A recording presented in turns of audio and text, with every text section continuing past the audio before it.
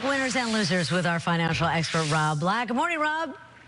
Good morning, Daria. I see a name in your headline, and I was like, Micron. It's so old, like Cisco. I don't know. I just remember it from a million years ago. Yeah, and a million years ago it was a big tech company, and now it's more of a commodity company. How much DRAM is in your computer? Who makes your DRAM? You probably don't know. So it becomes a commodity. It's not like gas and oil or, steel or copper, but it is a commodity. And it's telling us we're using less PCs. We're buying fewer PCs and tablets. So they warned, and NVIDIA warned yesterday. So the semiconductors are pulling the market back saying, their cost as producers are going up. So they're not going to earn as much money next year is the thought.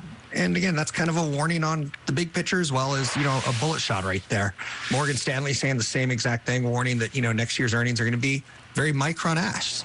In the sense that they're going to be warnings coming sooner rather than later. So those are some of the big stories out there today. Coinbase is going to report tonight. They'll give us a big feel on Bitcoin and where does that go. My opinion on Bitcoin is it's here for good because there's too many lawyers, there's too many investment people in it. I don't think it goes to zero, but man, it sure felt like it was going to go to zero for a while there, Daria. Yeah. I was, another one that caught my eye was this electric vehicle and the price going up. Because I ordered a VW, the ID4, and I thought, oh, well, that price could go up. But Ford is like $8,000 higher than you thought when you booked, when you made a reservation for this vehicle? Yeah, here's a real example of inflation. And tomorrow the CPI number is going to come out. And we're going to see a headline up 9%, up 8%, whatever it's going to be. And Wall Street will react. But here's the real headline is a Ford F-150. They just raised the price overnight for the electric version to up $8,500. So it's going to be between $47,000 and $97,000 for a new one. And it's because their components are costing more money to dig out of the earth and to make into electric vehicles for us. So as far as the lithium batteries go, that's digging out of the earth. But they also make steel and stuff like that. They're just everyone's getting hit with inflation, including wage inflation. So Ford's not immune to it. They're passing the buck to you and me, the consumer. Well, or if it costs that much, I'm going to cancel. We'll see. I'm so glad you're a tennis fan, aren't you? That's why you're talking Serena. Well, aside from the fact that she's got a venture capitalist company that she's going to be spending more time, manning.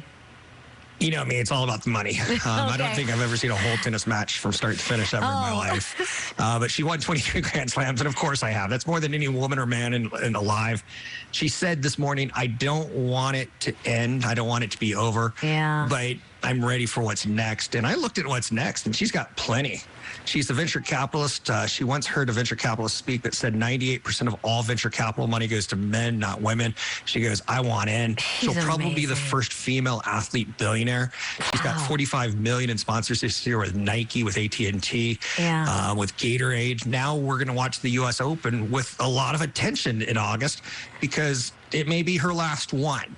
So I think this is a great story. Congratulations to her. Congratulations to women. I think she's just a fantastic example of just what an athlete should and can be. Amazing. And a mom and a woman. And a mom, she's 4-year-old daughter.